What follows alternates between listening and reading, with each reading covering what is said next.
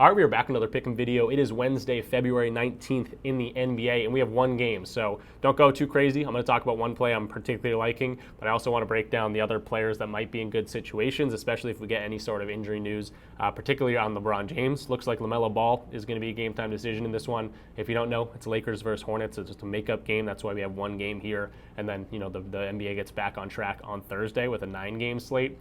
So yeah, we're going to be really just breaking down this game particularly, seeing any spots that I like, and be on our way. But the run continues, so if you're new around here, definitely go ahead and subscribe. You're doing it at the right time. We do have a new partnership with Props Madness, and it's very much attributed to this run that we've been on. We get to deep dive into matchups specifically. We don't just see teams that are giving up a whole lot of points and say, oh, I'm going to give that guy a chance because this is going up against a defense that gives up a whole lot of points. We really look a little bit farther into that. Is this team giving up points in terms of transition points? Is this team giving up a lot of points in the paint? Is this team weak to pick and roll ball handlers, pick and roll big men, things like that, which you're going to see throughout the video and any video that I do. So definitely check out Props Madness. I'll mention that in a second here, but yeah, let's get into the video. The run continues. We've been absolutely killing it. 30-6 run or something crazy like that. Absolutely wild. I looked up the stats. I looked it up on ChatGPT. If you were to flip a coin and choose the right thing 31 out of 37 times, it's like a 1 in 100,000 chance. So we're doing something right. We're going to try to continue that. And yeah, let's get into it. Also, wanted to say shout out to the guys that randomly recognized me on the streets of Boston today. That was hilarious. I told all my buddies, and they thought it was hilarious too. So shout out you guys. Hopefully you guys are watching. If you are, let me know in the comments down below. So let's get into the recap of last video. We'll do that really quickly because that was a while ago. And then we'll get into the injury news for this game, and then we'll get into the play that I'm liking, and then talk about some other plays. All right, so a couple things. I might have exaggerated a little bit here. 1 in 59,000 is the math behind going 31 of 37 in terms of 50-50 lines, which are the main lines we go after on this channel. But still, obviously, we're doing something right. That's crazy. Hopefully, the All-Star break didn't ruin that momentum, and you can't expect this all the time. Obviously, we've been killing it, but if I have a bad day, I can already see the comments coming in. Just bear with me. We're obviously doing something right and seeing the board pretty well, and we can go on crazy runs like this at any moment. But just this, I don't think this can be the norm. It's not possible. So we're going to slow down at some point. I say it every video. Hasn't happened yet, but it's going to happen at some point. But yeah, that's absolutely wild. And then the other thing here, I read the Luka thing wrong. It's kind of actually a little bit confusing. He's actually still going to be limited in this Wednesday game against Charlotte. After that, they're saying, no more restrictions after that. So this one, he's still getting a minutes limit. I think a lot of people are going to read this wrong. His lines definitely went up a little bit after that came out. But yeah, just keep that in mind. He will operate under a minutes restriction in this game back. Maybe not as much as he had been. He's only getting 24 minutes or so in those first 2 games of the Lakers. So maybe we see a little bit more Luka. But looks like after that, he's going to get normal workload going forward. And again, LeBron being a question mark in this one could change that as well. So let's go into the injury report first. I'll talk about the recap maybe a little bit later in this video. We went 2-0 in those picks, 3-0 if you count Jalen Green, which is a pick I gave out on that Dabble slip. So I think I'm going to count that in the run because it counts. It counts. We'll count that. But here's the injury report. Charlotte and the Lakers, the 1-game makeup game here. LaMelo Ball, probable. So he's been missing time lately. But again, coming off the All-Star break, a little bit of rest there for LaMelo. He should be good to go. Tough to kind of consider how many minutes he's going to get. And then similar to Mark Williams here, kind of not similar, but both these guys have been missing time for different reasons. Mark Williams was supposed to be on the Lakers, traded at the trade deadline. That got rescinded, and now he's back with Charlotte. He didn't play the last few games with them. After that did get rescinded, that trade got rescinded, but now he's back in the lineup. Looks like he is going to play. He's a probable tag, and he'll probably start if he does play. Kind of an awkward situation there. He's also, is he dealing with injuries? The Lakers didn't want to trade for a guy because of the injuries that may have popped up on his physical. So another one that's tough to consider how many minutes he's going to get. He was getting normal minutes before this. He wasn't injured, I don't think. So I think he should be good to go, but just a hard one to kind of predict just based on him coming back in the lineup, getting re-entwined with the team and things like that. And on the other side of things, Dalton Connect for the Lakers. Is this like a revenge game for those two guys?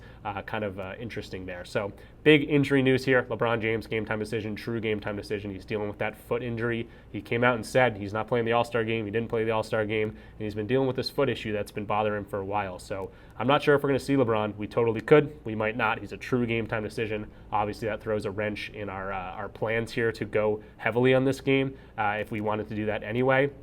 Yeah, just got to keep that in mind. Maxi Kleber's still out for this team.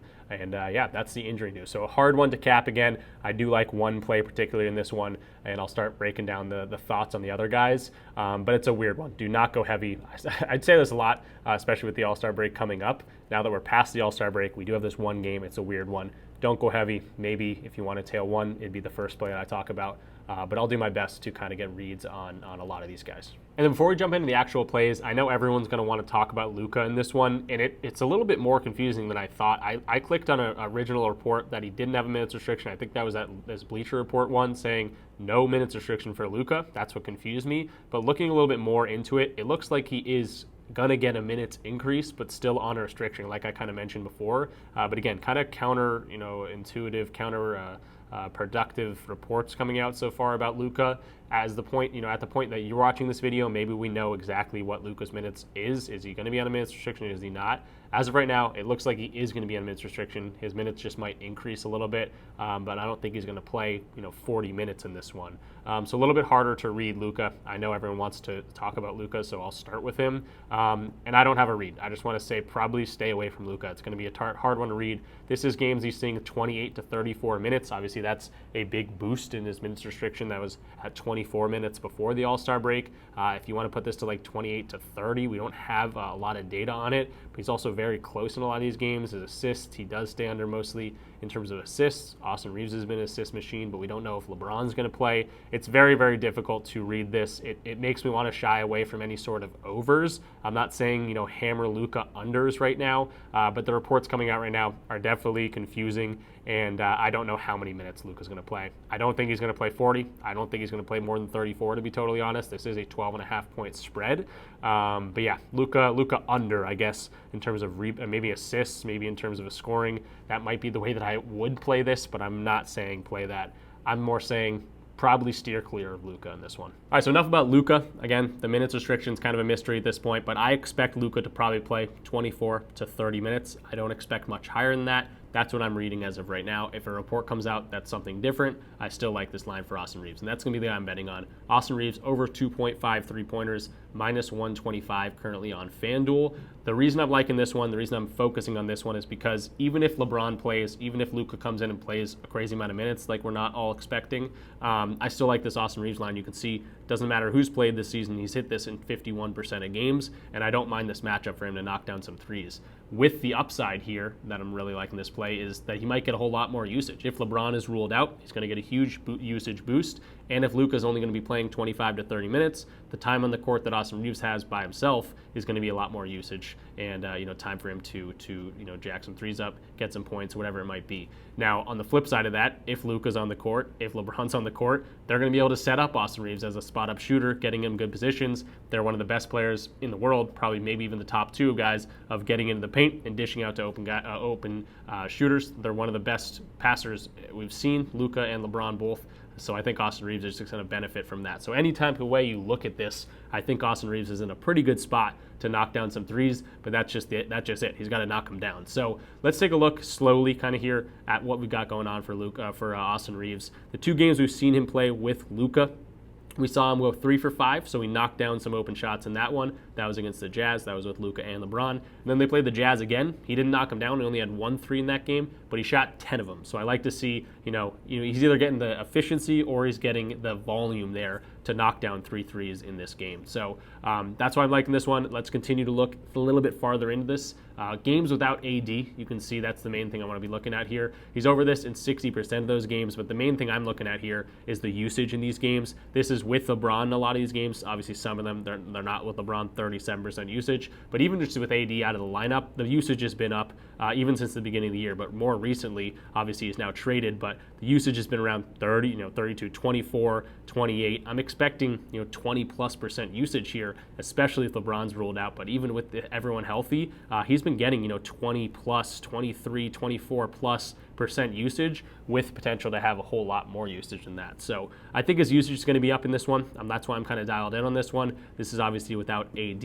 If LeBron doesn't play, which we're going to see right here, the usage is going to be sky high through the roof. He's obviously knocking down threes. He's getting the potential shots in there as well. But 25, 25, and then the awesome 37% usage game. With Luka in town, this is going to be a little bit more skewed, but the reason I'm pointing all this out is because even in the games with Luka, 17% and 20%, that was with LeBron, that was with Luka, still the usage was decent, and I'm expecting at least 20%, probably more like 24% usage, and we can take a look at the hit rate as that happens. So even with just 20% usage, I'll keep the outlier of 37, that was one game. Even with that, with the 20% usage plus, he's over this in 60% of games. So right off the bat, this is looking a little bit better. If he gets the higher usage, if LeBron's ruled out, if Luka's going to be a little bit more limited than we might think, this turns into a 75% hit rate. And you can see the games he's missing: 0 of 9 from 3, 1 of 8 from 3, 1 of 4 from 3, but still only 25% there, and then 1 of 9 for 3. So he's getting shots up. He's just not knocking them down. He's a 36% three-point shooter for the year. He's playing at home as well.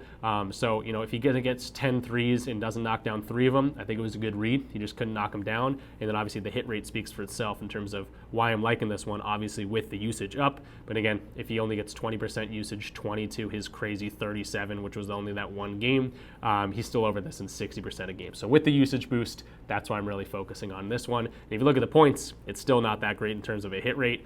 So that's why I'm really favoring this 3-point line. So I think it's going to be usage play for Austin Reaves. If LeBron doesn't play, that's great for this line. Even if LeBron does play, he's going to be in a position to get set up by Luka and LeBron going against this team. So I don't think it hurts him all too much, which I think is why this is like one of the most safe plays for me. Now let's take a look at the matchup here. Obviously players don't score a whole bunch. Similar players to Austin Reaves don't score a whole bunch against this defense for Charlotte, which is getting probably LaMelo back, maybe in more limited minutes for him. Mark Williams back, maybe more limited minutes for him, but they're also dealing with a whole bunch of injuries. If I just go to LaMelo and see who's playing for this one, Brandon Miller obviously still out, Trey Mann, Grant Williams, they're dealing with a whole bunch of injuries. Josh Okogie, a ton of these guys are going to be injured. I don't even know if Okogie's still on the team here. I think he is, but he's not going to be playing this one.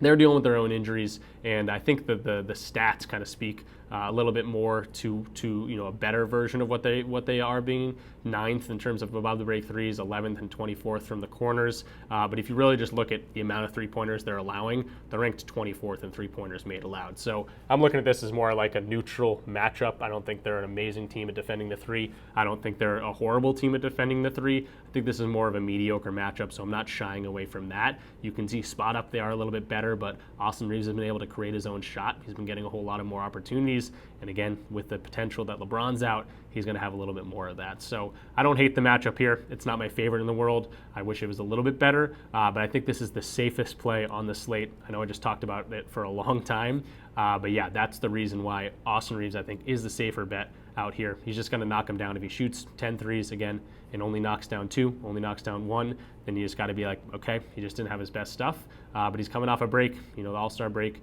and hopefully he can, is in the gym and in an open gym, shooting some threes, and can do that against this Charlotte team. And again, they're at home. That's always a good thing, always a plus when going to a guy shooting threes. All right, so I can't really believe I just talked about Austin Reaves shooting threes for the past 6 minutes, but again, we got one game, and it's going to be hard with all these injuries to point at one guy, but I think Austin Reaves, 3-pointers, doesn't matter who's really playing. I think he's the best guy to go to in this situation that I can really break down and deep dive into that won't be too affected, negatively if certain guys play or Luka's playing more minutes than I expect, but at the same time gets a huge boost if LeBron's out and certain things like that. So that's why I deep dove into that much. But I do want to talk about some other players here very quickly. Rui Hachimura, LaMelo specifically, I might be looking at as unders. But if you're interested in this tool I'm using, it's called Props Madness. You can get a free week trial and then 25% off your first month or your first year using my code in the description down below. It's code RICH, and they have WNBA as well. So if you want to save some money on that whole year package,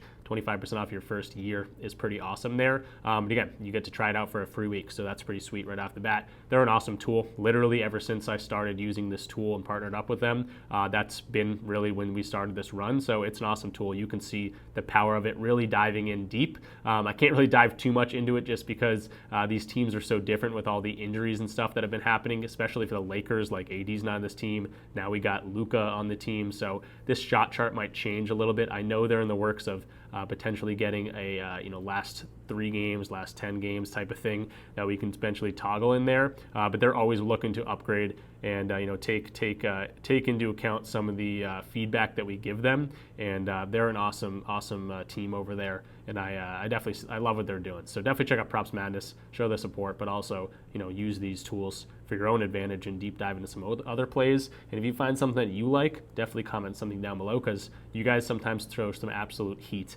in the comments down below. So yeah, Props Madness, definitely check it out. So as with the other players, let's going to breeze through here quickly. LeBron James, I'm not going to touch on at all. Austin Reaves, we just talked about for about 14 hours. Rui Hachimura would be the next guy I go to. 15.5 points. That is very, very high considering the fact that he's going up against a matchup that I don't love for him. Now, again, this could be skewed with all the injuries that have come up for the Hornets, but he might get a whole bunch of time, especially without LeBron. So this is a hard one to predict. It's going to be the LeBron effect. I'm not going to take his overs. I'm not going to take his unders. You can see he's just been on the court a whole much. Even with the time increase, he doesn't get his rebounds line particularly a ton, but I do like to see similar players hitting their lines against this team. And then positionally as well, this is with all the injuries. You can see it's kind of a similar hit rate, 53 and 60%. So nothing I love for Rui. I don't know if I'd favor it over or an under. It really depends on if LeBron's going to play, but obviously with the increased minutes, he's been playing really well. And with Luka and LeBron on the court, he's been able to score some points and shoot efficiently there. So hard one to match there. Jackson Hayes is another guy that's been getting a decent amount of minutes. Didn't play a whole bunch in that last game, only 7 minutes in that one, but with Luka and LeBron on the court, played pretty well. You can get some lobs to a guy like him. Luka knows how to play with a guy like Derek Lively, kind of similar to Jackson Hayes, a high flyer, likes to play at the rim. And you can see the defense at the rim here, not the best. Maybe Mark Williams playing with a little bit more anger, a little bit more oomph there, so might be a little bit better defensively, but he's not the best defender in the world. So maybe a guy like Jackson Hayes could be a sneaky little look there.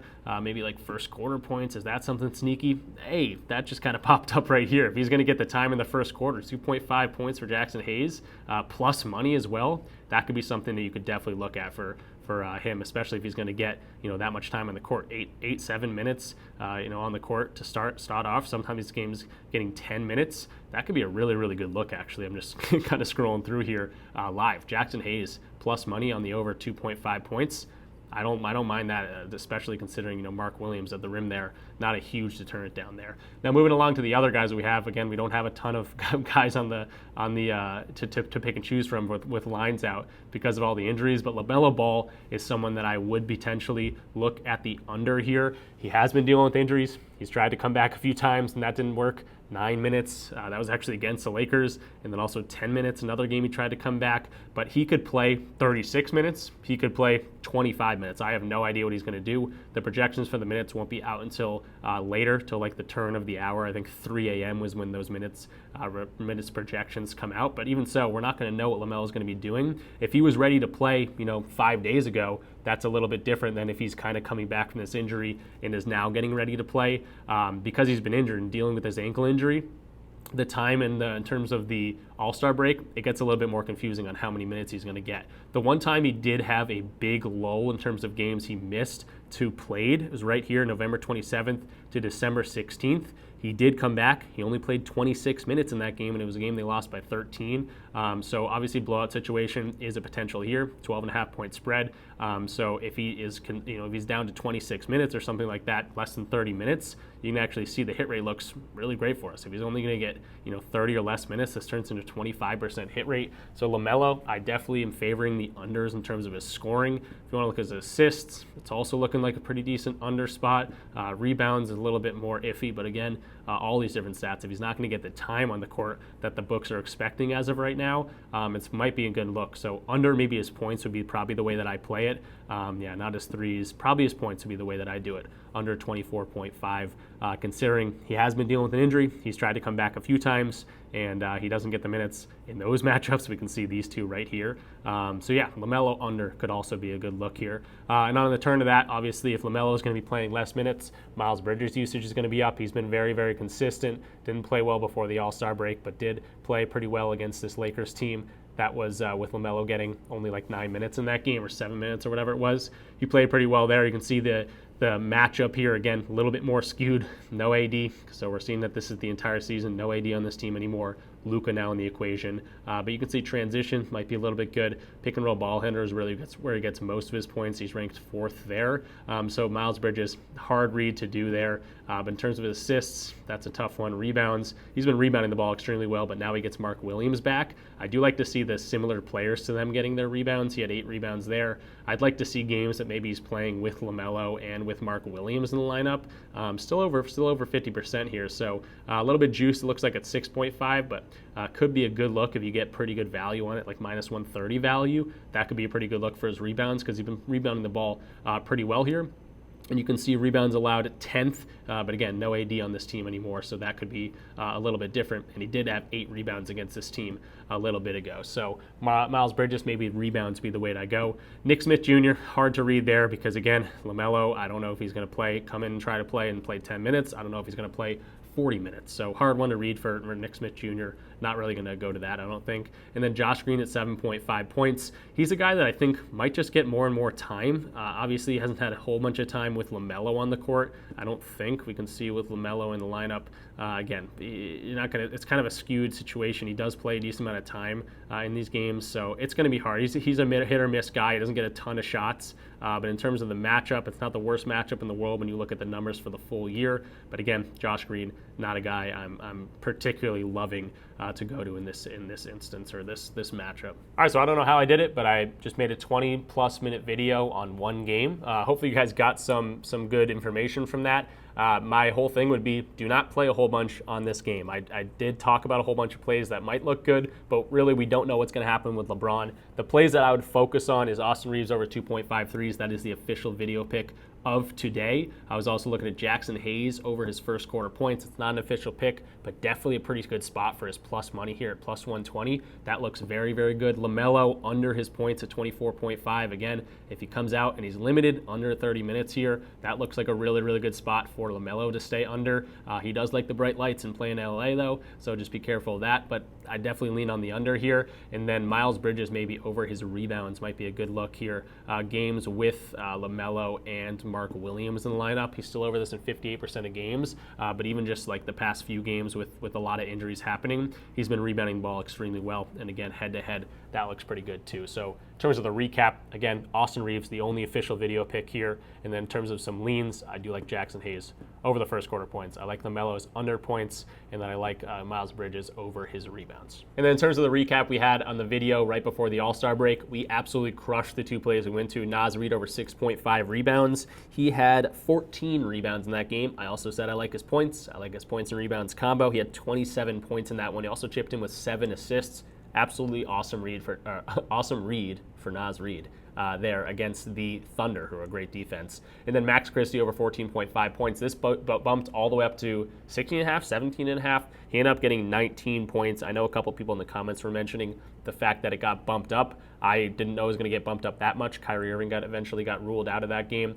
He knocked down his threes for plus money, if you wanted to look at that as well. So awesome reads there. And then in terms of the other play we talked about was Jalen Green under his 23.5 points. I think he had like 9 points or something in the game, if I can check really quick. Looks like he actually had 10 points, but again, awesome read there under 23.5. We talked about a couple other guys in the video as well. I know we talked about Derrick Jones Jr. over 10.5 points. I didn't expect Ben Simmons to really eat into Derrick Jones Jr.'s minutes. He didn't play the fourth quarter. He didn't play overtime, so he didn't get there. But again, that was a lean. A couple other guys I added here was Kalal Ware. He ended up ending on a hook, 27 exactly. And then Anthony Edwards under his points and assists. He went under that pretty easily as well. So overall, great reads right before the All-Star break. We're going to try to continue this as much as we can. I will always say the regression is inevitable. It's going to come. We're not going to hit at a 85% hit rate, 90% hit rate, or whatever this has been for that long, consistently. But we're going to absolutely try to. And I think the deep dives into these plays, into the matchups and things like that has really helped what we've been doing here. And it's been awesome. So I appreciate all the support. I really, really love all the comments as well. I read them all. It makes me feel good that we're doing things right over here. And I also like to see see what you guys are thinking in the comments. Sometimes you guys drop absolute heat in the comments in terms of plays that I didn't even see yet, and I'll always probably respond to most all of them. On any of the comments that I get, I usually respond and I read them all. And the likes have been awesome. The new subscribers, welcome to the channel, and we're just going to try to continue this out. So I apologize for a 25-minute video on one play. Obviously, I'm excited that the NBA is back. We do have a 9-game slate coming up on Thursday, which is tomorrow. So hopefully some more plays, better plays to really deep dive into particular matchups and really see that hit rate on the charts move around with those particular matchups and really mess around with props madness. But yeah, we're super excited to be back. Leave the video a like, comment something down below, subscribe if you're new, all those things. And yeah, NBA is back. Hopefully we have a good day. It's going to be hard to cap one game with a lot of the injury news happening, and but we're going to hopefully have a good read on the ones that we went to. So good luck with all your bets like always. Thanks for watching, and I'll see you in tomorrow's video. Peace out.